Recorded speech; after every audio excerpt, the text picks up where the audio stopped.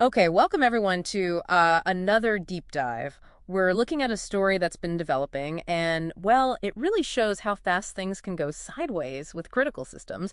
We're going to try and unravel the recent cyber incident at a really big player in the IT world. Yeah, we're talking about Ingram Micro, huge B2B tech distributor.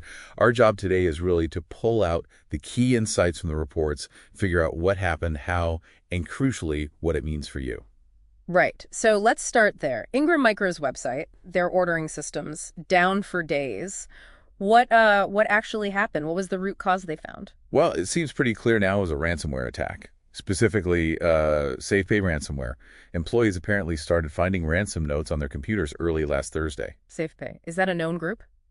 Relatively new, actually. First spotted maybe November 2024, but incredibly active since then. We're talking over 220 victims already. Wow. 200 plus in what, 8, 9 months? Exactly. Their notes usually claim they stole data, but, that's kind of their standard script. We don't know for sure if data was taken in this specific case. It might just be generic wording. Okay, so SafePay ransomware, that's the what. Now, the really interesting part, how did they get in? Any idea about the entry point? And what did Ingram Micro do once they, realized what was happening? The word is that the attackers likely breached them through their VPN, specifically the Global Protect VPN platform. Ah, the VPN, a common vector. Very common. Yeah.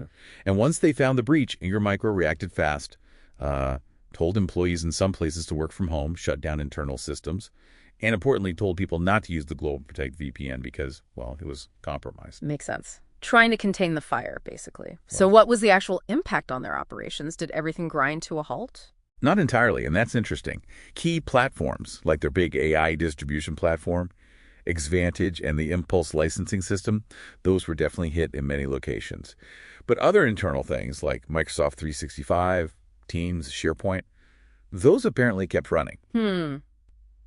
So some segmentation helped, perhaps. It looks that way. It raises that important point, doesn't it, about how well your network is segmented, like watertight doors on a ship. If one part floods, the others might stay dry. Good analogy. Now, initially, Ingram Micro was, well, pretty quiet, weren't they? Just mentioning IT issues. Yeah, very typical initial response. But that changed over the weekend. By Sunday morning, they officially confirmed it was ransomware. They put out a statement. They did. It said, let me see. Ingram Micro recently identified ransomware on certain of its internal systems. Pretty direct. And they mentioned taking steps to secure everything, taking systems offline, bringing in experts, notifying law enforcement, standard procedure, but the confirmation was key. They also apologized for the disruption, of course. Right, the transparency eventually came.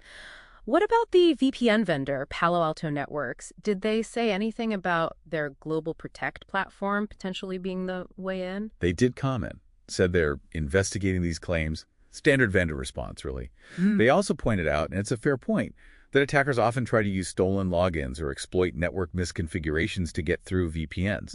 It's not always a flaw in the product itself, True. It highlights that vulnerability point again, regardless of the specific cause, credentials, configurations, weak links. Exactly.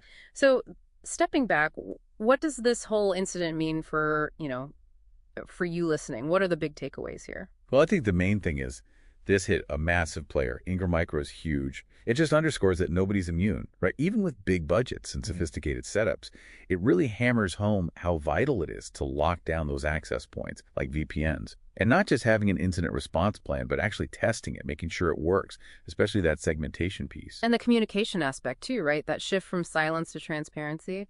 Absolutely. Managing the crisis involves clear communication, even if it takes a bit of time to get the facts straight. It's crucial for trust. Definitely a stark reminder. Vigilance is just nonstop in this digital world. Yeah.